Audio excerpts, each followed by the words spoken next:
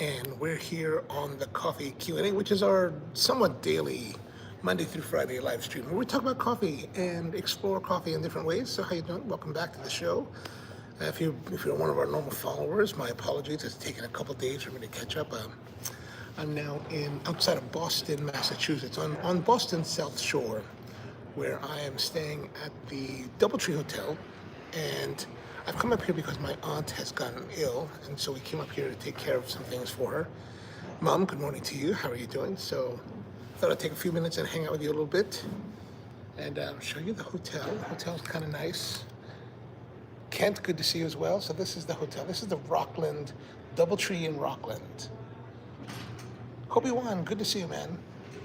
Thanks, Mom. I appreciate that. It's been a bit stressful these last couple of days. If I look a little bit more haggard, it's because it's been a little bit stressful. So, and I haven't really been in the mindset to do live streaming. So this morning I spent most of the morning going through paperwork and trying to organize things. Trying to be an adult. But let's go have a look. Let's have some coffee here. The hotel has coffee. There's coffee here in the lobby. And we've got a selection of beverages. There's our hot coffee and hot water. We also have right now, some cucumber water. Nice. And some selections, New England teas, black tea from New England, black tea. Oh, this is decaf. That's full flavored. And some creamers. Oh, Swiss Miss hot chocolate. Nice. Pure honey, creamer, or even fancy cozy chamomile, mint medley, Earl Grey, English tea time, lemon chill. So, but we're gonna have some coffee. Let's get a coffee here.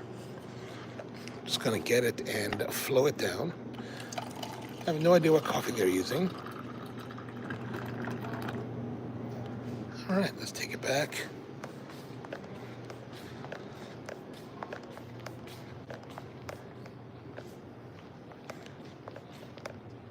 Maku says, I hope you enjoyed the free cookie. Here's the thing, Maku.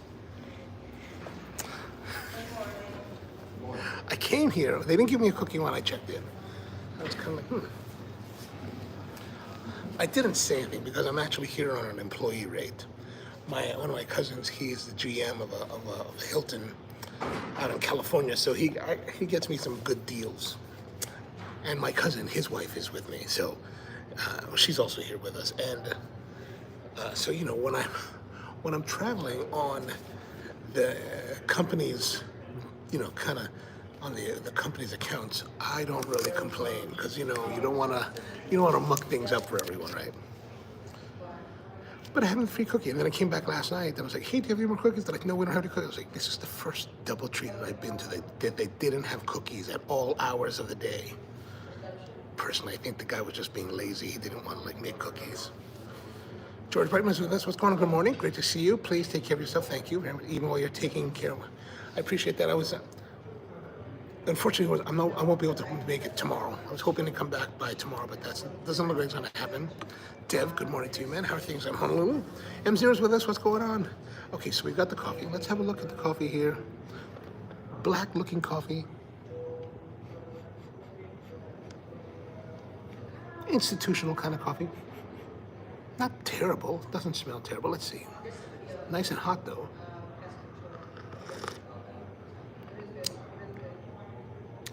A little bit dirty. What I really need is a haircut. And my hair's kind of flying because I think it's a bit clean. When your hair gets dirty after a few days, it gets all kind of. This is not. Okay, so I grabbed a muffin from the buffet. I went to the buffet this morning. I took my father to the buffet. I brought my father up, so it's his sister, right? So brought him to the buffet, and then I'm working on all these papers for her. And so I just didn't have the chance to eat. So I asked the girl, hey, do you mind if I grab a pastry before I leave? And so I don't know what this is. It's an interesting looking one. They had a blueberry looking one, and I was going to grab that. But I thought, this looks totally different. So let's try this. Hopi1 says, I hear that bummer about family and illness. Yeah, thank you. Taking time to care and be helpful. Trying to. It has been a bit stressful. All right, so we're gonna open up nice and caramelized. Thank you, Mom. I appreciate that. So caramelization. Let's open it up. So they got, of course, they have a kitchen here. We went to their breakfast buffet this morning. I did not have breakfast. Oh, I'm making a mess. I'm making a mess. Oh, this is blueberry. I think this is blueberry. It's very caramelized. Look at that. Let's break it open here. Oh. I think it's blueberry. Look at that. All right, let's have a taste. Let's have a taste. I think it's very caramelized because it's a little bit overbaked. But you know, one of these things where sweetened up, it's sweet, not overtly sweet, but just sweeter than the light sweetness that we would like. But it's good because it helps to cover over the coffee. And there's a little bit of bitterness to it. So on the way up here, you know, I was able to swing by Teaneck Road Bakery. So there's a place in New Jersey, in Teaneck, New Jersey, called Teaneck Road Bagels. They close at 3 o'clock. We happened to be passing by there right around 2 o'clock, so we swung in. Kind of sad because, you know, we're on the way up here, so I don't really have facilities. Since it's the end of the day, I asked him for a dozen. I think he put like 2 dozen bagels in there, like a massive amount. But we can't eat that many bagels in this short of time. And of course, they're going to get stale, so quite distressful.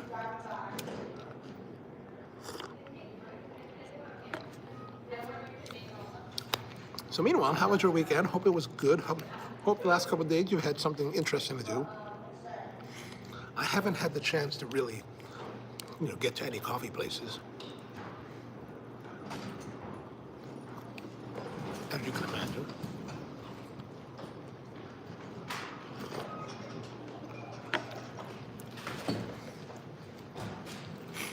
So we went here, so like I said, I'm at the South Shore of Boston. So South Shore is considered, I believe it's the Woonsocket. There's a river here. Everything south of this river, I think it's called the Woonsocket River, is considered South Shore, just below Quincy. Everything Quincy below is considered the South Shore. And it's interesting here because Quincy is actually the town where Dunkin' Donuts started. The very first Dunkin' Donuts is in Quincy. And then they have what's called South Shore bar pizza here. And this like kind of thin crust pan pizza that's typical of bars here in the area. It's a whole like culture onto its own. I haven't been able to get to one. We went to this one place I wanted to try called Liberty Grill, but they were closed on the daytime. So maybe we'll get to one of those today. George asked, doesn't Teaneck Road Bagel serve coffee? I'm sure they do. I don't think we got any coffee. Did I get coffee there? Oh, no, because I got Diet Coke there.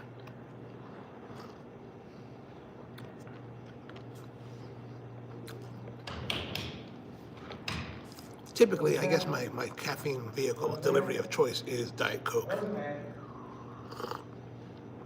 So I had Diet Coke, I had rye bagel, or pumpernickel bagel, and cream cheese. Solid, nice and chewy, nice, distant. George says, this is not the same hotel. No, this is a whole different hotel. I did not book this. My cousin, she booked this. She was like, I'll book us a place here. Okay, fine. So it's myself, my dad, my cousin, she's from LA, and then her brother, my other cousin, is from New York. So we're all here to support my aunt. Ken says, great weekend for me. Lots of competition coffee from the Nordic Coffee Fed. Ooh. Was worried about you Monday. Thank you, I appreciate that.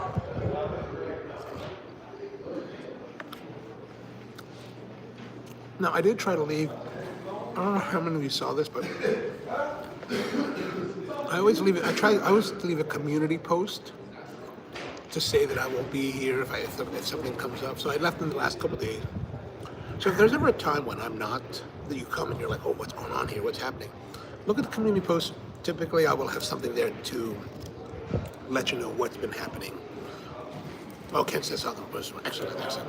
Thank you, M0. I appreciate that. Obi-Wan says, my mom's from Boston. I haven't been back there since about 2012. Ooh, Boston's nice.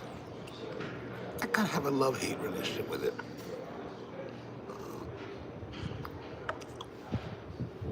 Like, I'm from Baltimore, right? So Boston gets all the love, right? Everyone's like, where are you from? Boston? No, dude. No, I'm from Baltimore. Boston? No, Baltimore. Oh, Boston? Oh, God, forget it. So, and I've had the most unusual experiences here, right? I was telling my cousin yesterday, one of my trips here, we came here in 2003. And, like, I don't travel to the American South because I don't know if it's quite safe, to be honest with you. Although, I met this girl over the weekend who's married to a buddy of ours. He's Vietnamese. She's very, like, Southern. And we're like, is it safe for us to travel down there? Because she's from Arkansas. Is it safe? She's like, yeah, pretty good. And then our one friend, Orlando, who's African-American, he's like, I don't think it's safe to travel alone. I was like, that's what I'm thinking. But anyway, one of them, so you have this impression of the American South of being like this super like clan territory.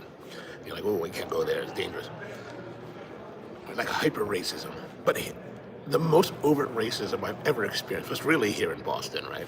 And so back in 2003, it was my very first SCAA conference, which is what I called back then. 2003, they're here in Boston. And so I said, I'm new to the business, let me go check it out. So I came up here.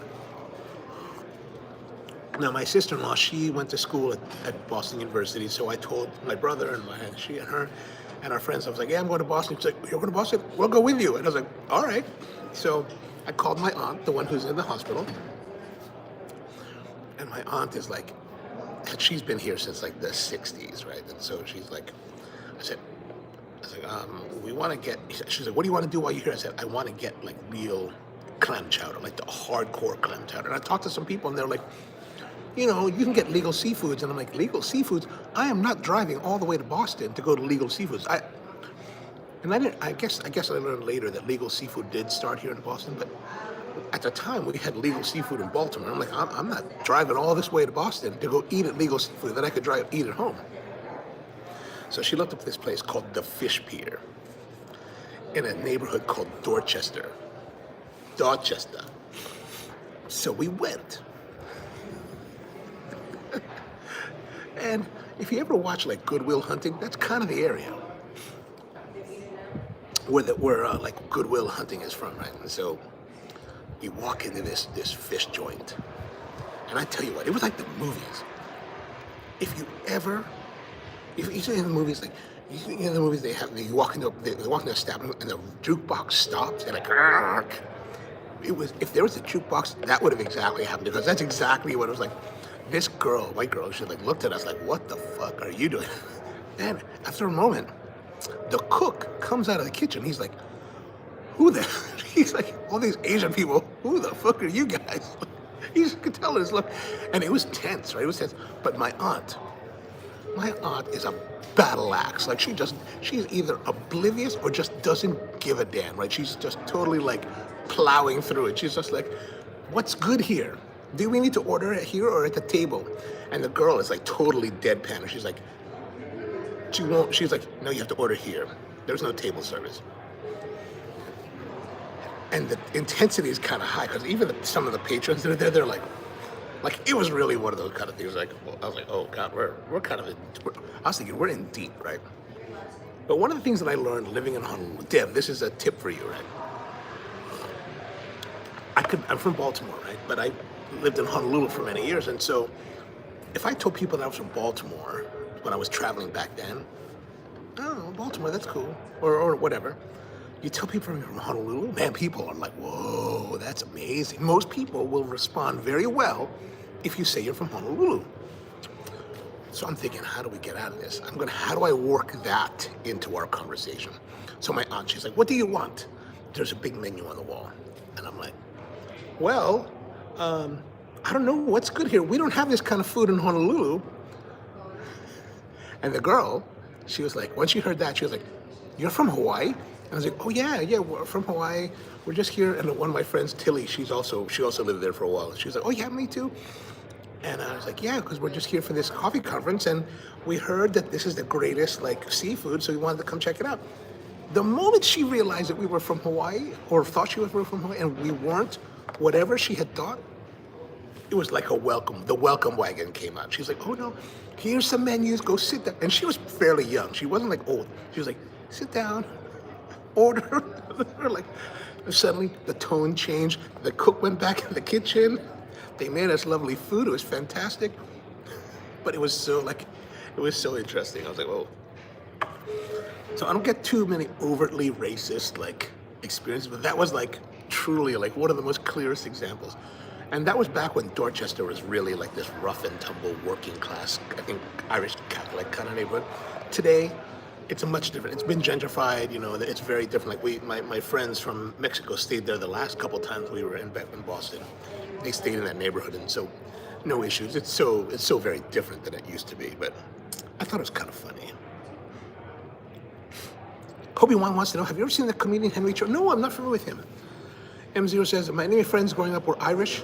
Ex is Irish, grandmother's Irish. Oh, nice. I have no problem with the Irish. I like the Irish.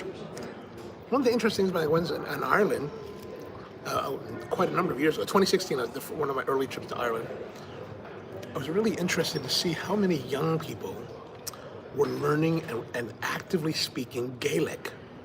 And I was talking to one of my friends who's Irish, and he was like, yeah, the younger people, they've kind of had this renaissance of language and culture and identity over the last generation. I was like, wow, that's really awesome.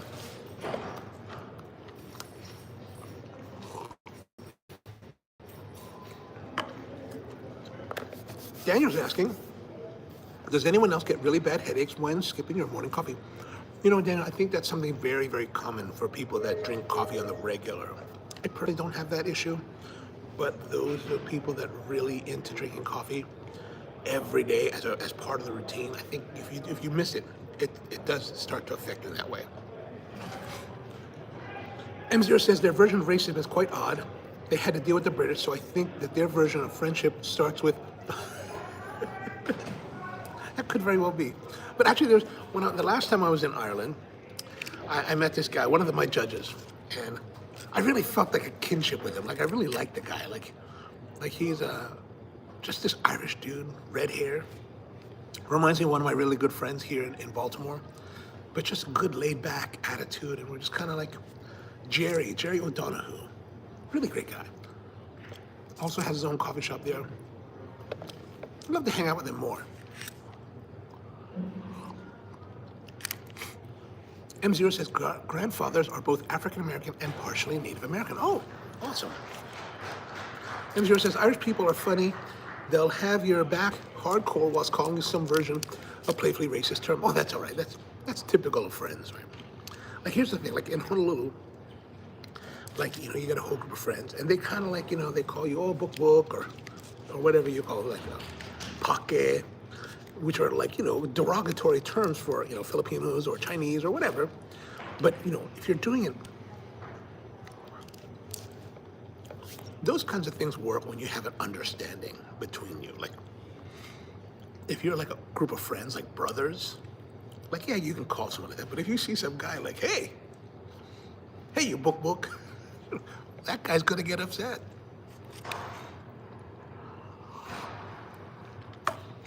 Book is a derogatory term for Filipinos. More like if you're like Ilocano, like your family's from the northern part of the Philippines. At least that's my understanding. That was something I only learned about in Hawaii, and it wasn't part of my growing up here.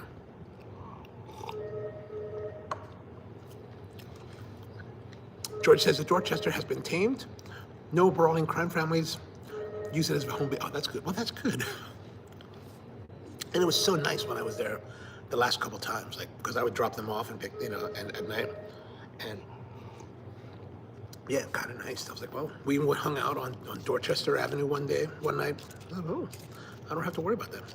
it's kind of weird. Like, you know, when you're so used to certain things. Like I remember one year, this many years ago, I was still living in Honolulu, and I was hanging out with my hula brothers, right? These local guys, like we're all hanging out.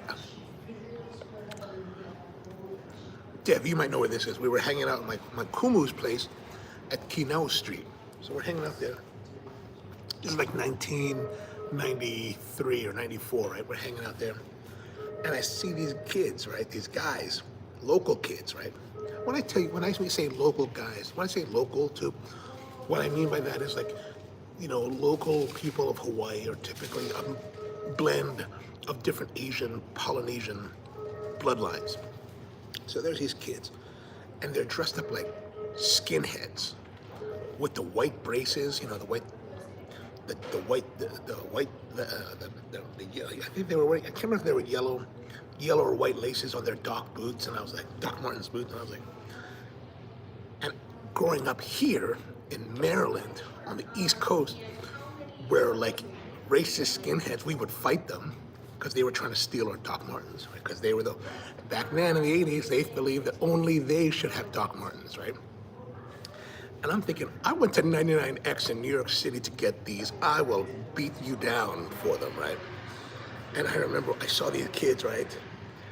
And I was like, they were wearing like the typical like racist skinhead gear. And I was like, what the fuck? I said, hey, let's go step to these motherfuckers. My intention was to go step up to them and beat them down. Like, what the fuck are you wearing that shit for? Like, I was really angry. Like, I was super angry. I was like, what the fuck? So what we stepped up to them right now, and I was like, let me queer these kids first, right? So we talked to them for a moment, right? Like, what's going on with you? Right? What's going on with the braces, man? And they're like, oh, we're sharps. What's that? And they had these patches, sharp skins, skinheads against racial prejudice. So what they were doing, they were taking the symbolism of racist skinheads and taking it back and making it their own and putting a new philosophy on it, a not racist philosophy. So we talked to them for a few minutes before we beat them down, right? Because I was like, if I'm gonna beat them down, I want them to know why we're gonna beat them down, right? Because I was like, oh, you guys are horrible. But and once they explained it, I was like, and they had their patches sharp, and it even says sharp skinheads against racial prejudice. And I was like, all right, I get it. Okay, no beat down tonight. That's when I was like angry and young, right? Nowadays, I probably wouldn't do that.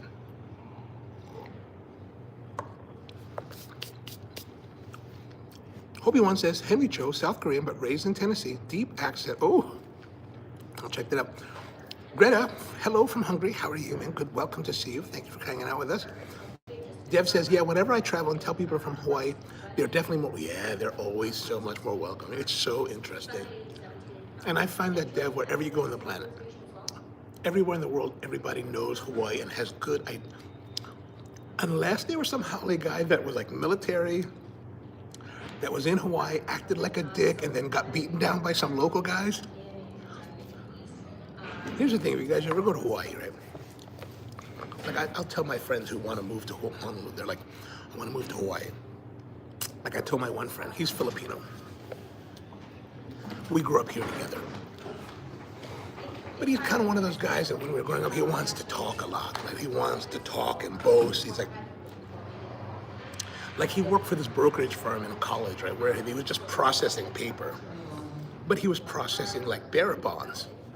So we'd all be hanging out like after work or whatever, just late in the afternoon or in the evening.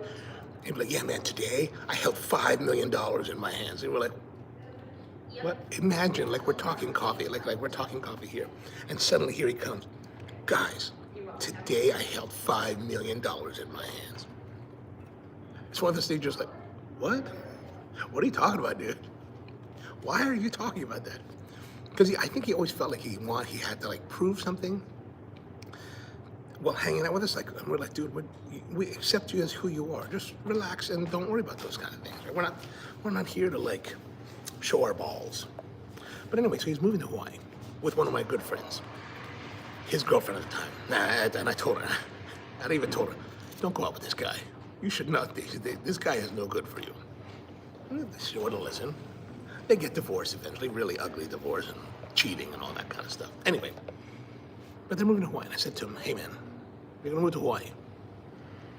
You need to be quiet, gear down, and learn how to relax. Because you know what? If you try to push your East Coast mentality on people, they're gonna hate you and you're not gonna have a good time. Okay. Didn't listen. You know, wanted to be, well, he was who he was. So it's not like that's gonna change, but yeah, he didn't have the greatest time.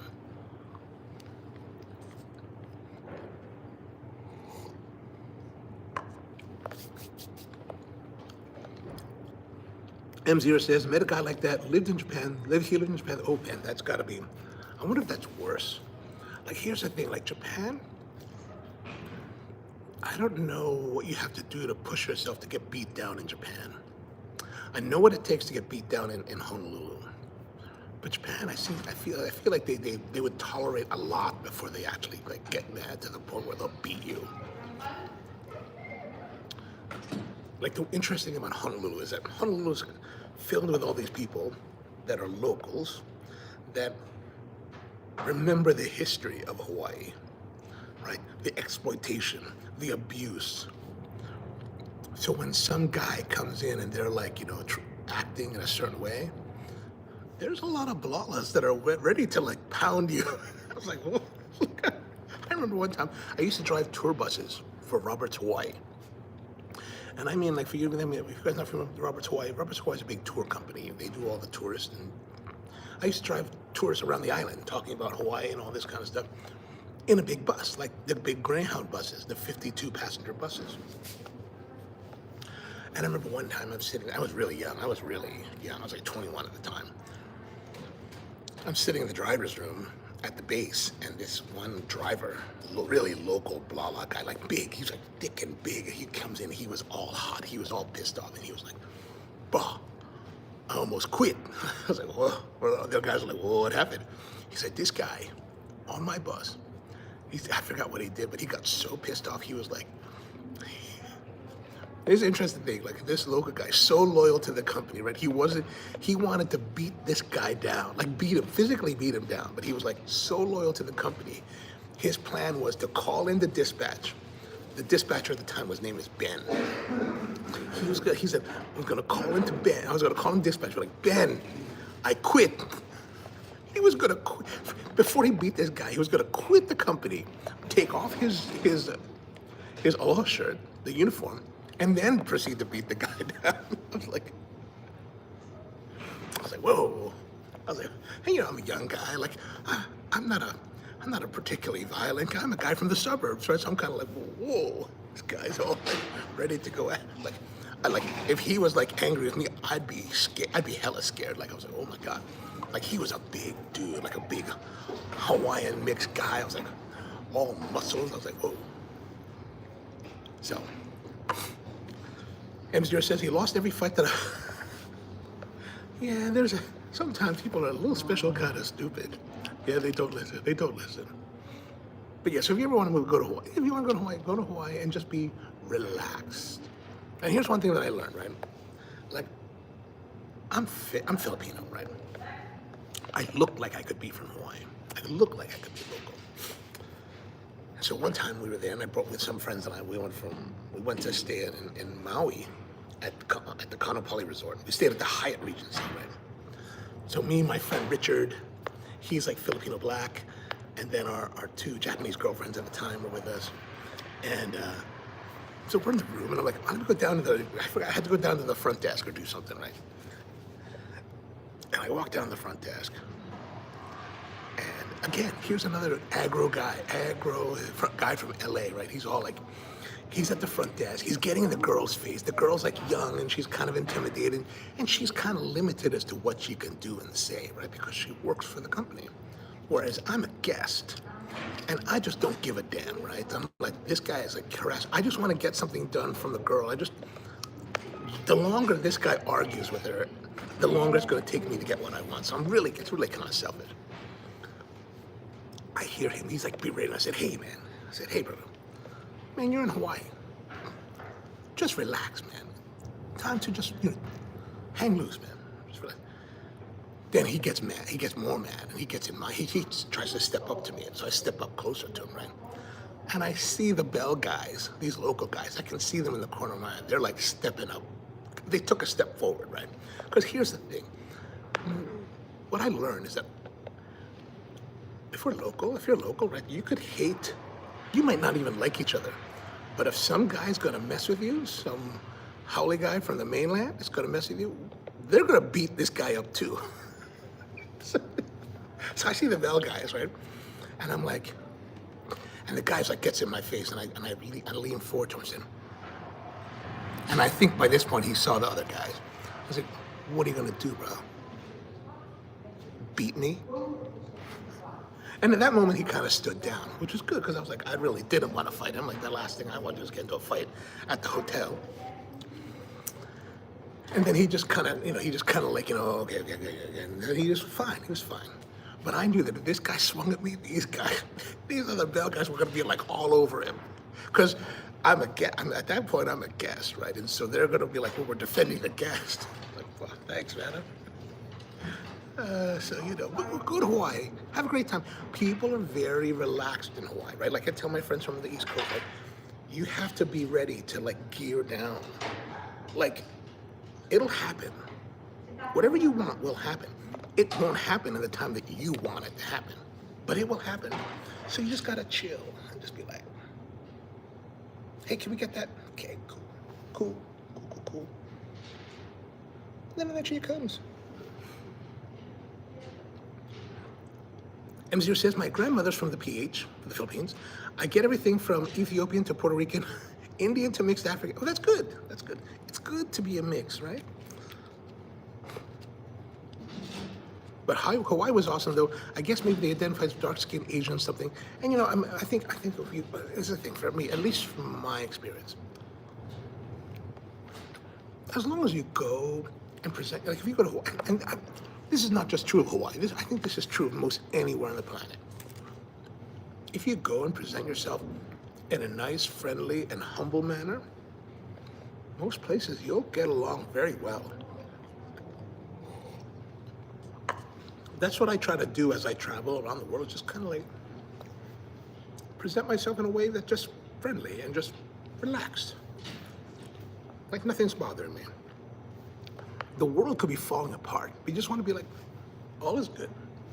We're in control. We're solid. Right? That's it. That is so thing. Anton, how are you, man? Good to see you.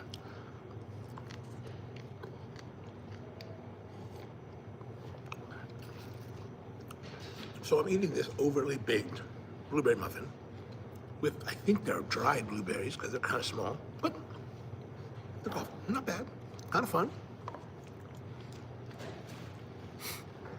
M0 says the last 96 hours have been a mess. Oh, I'm sorry to hear that. And Anton's home for the dentist. Oh, how did that go? I think, speaking of dentists, I keep on feeling like I have a cavity starting. As you can rub your tongue around it. And I feel it catching. And I go, oh, I need to call my dentist. My dentist. This is terrible. I know this is terrible. My dentist used to have this hygienist. To me, stunning. I was like, oh my God. I need to get a cleaning once a week.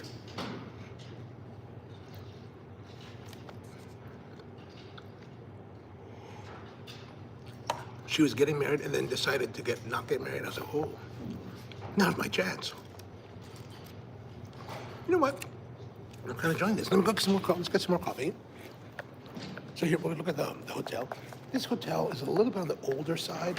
Like, there are certain things that you can tell that's a little bit older, that it could use some refreshing. But overall, not bad. Okay, here's our coffee. Just refill just a little bit.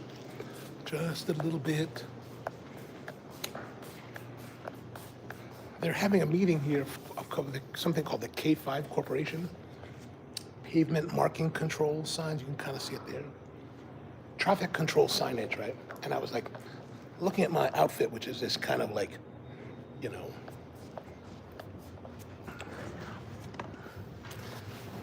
and I was thinking, I could sit in on this conference.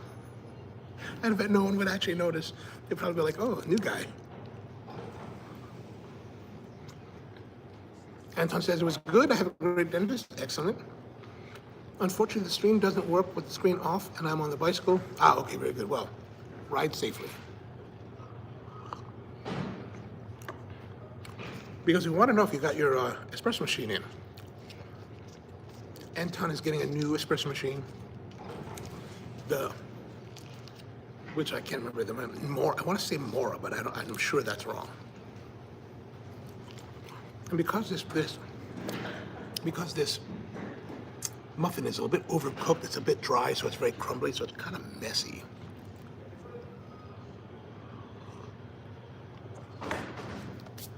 But like I said, I'm here because my aunt has gotten a little bit ill. She's a bit older, late 80s. And to be honest with you, my aunt makes me worried for myself. Like, my side of the family tends to be very, not high-strung, but very, very intellectual, very intelligent.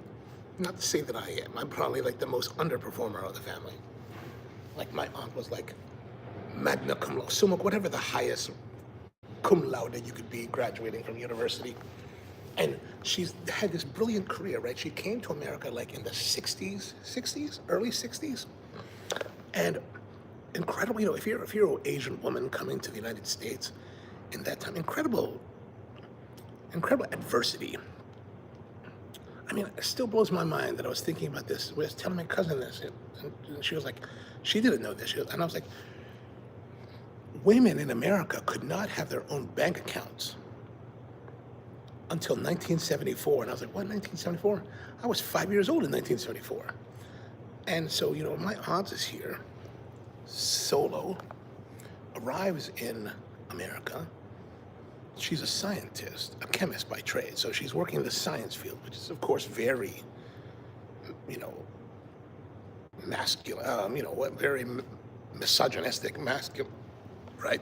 But she's a brilliant, brilliant scientist, and went on to have an incredibly amazing career where she was like feed profiled in like the Wall Street Journal and all these other journals, you know, more like industry type of journals. She was in some of the greatest achievements and advancements in food technology.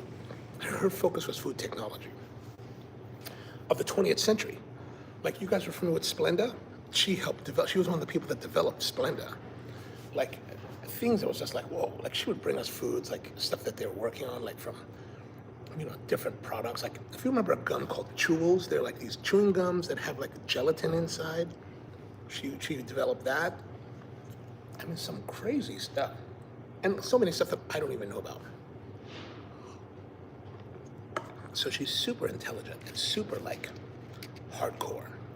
But it also means she's kind of hard-headed, right? So it's like, she's a little bit hard-headed, a little bit cantankerous. And I'm always kind of like, am I going to be like this when I get older? Am I like that now? I was asking my cousin about that. I was like, oh, am I going to be like this? Is this what it would be like? George says, great to see you back. Thank you very much. Got to log off. Oh, no worries. Thank you for tuning in. Good to see you. Give my regards to everyone tomorrow. Tell Mike I'm sorry. Tell Mike and Sean I'm sorry I won't be able to make it.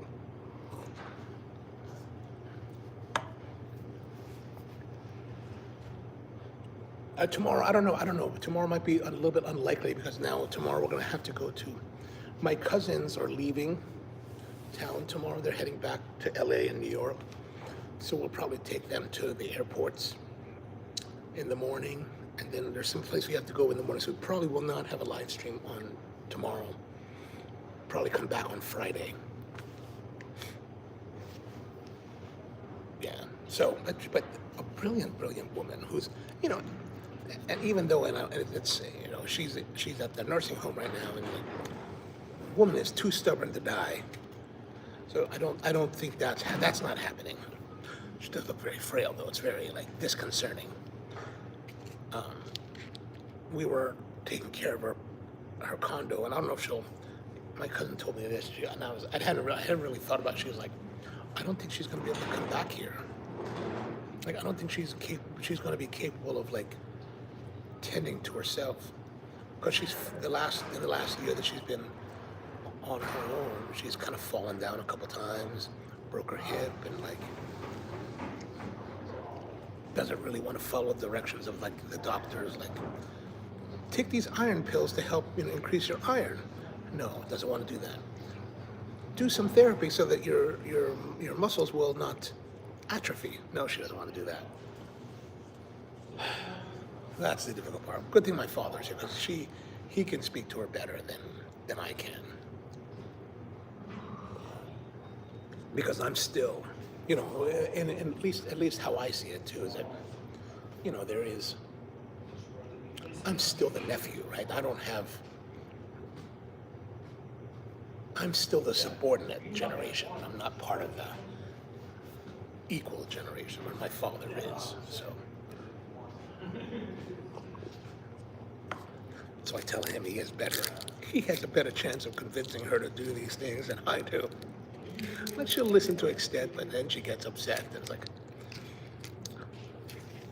she's very, in this respect, I'm very similar to her, that, I think her ideas and her minds are going so fast. She's got so much going on in her mind that she expects, I think, and this is the way I see myself, is that I have a certain thing in mind that I want to work with someone on, and I feel like I've already communicated that to them, but I haven't. I just think that I have, and I feel like it's being transmitted through osmosis or through Bluetooth. So when they don't get it, it gets a little bit irritating. And that's my aunt. My aunt is like, she wants me to understand. She wants us to understand everything that she's thinking, but it's going by so fast in her mind that she's not communicating that effectively. So it's like, oh, we're trying to catch up, and it's like, oh. But that's how it is. That's how it is. All right. I guess I better get back to it. Got more stuff to do today. Thank you very much for tuning in. Just wanted to check in with you guys. Apologies that we've had a little bit of a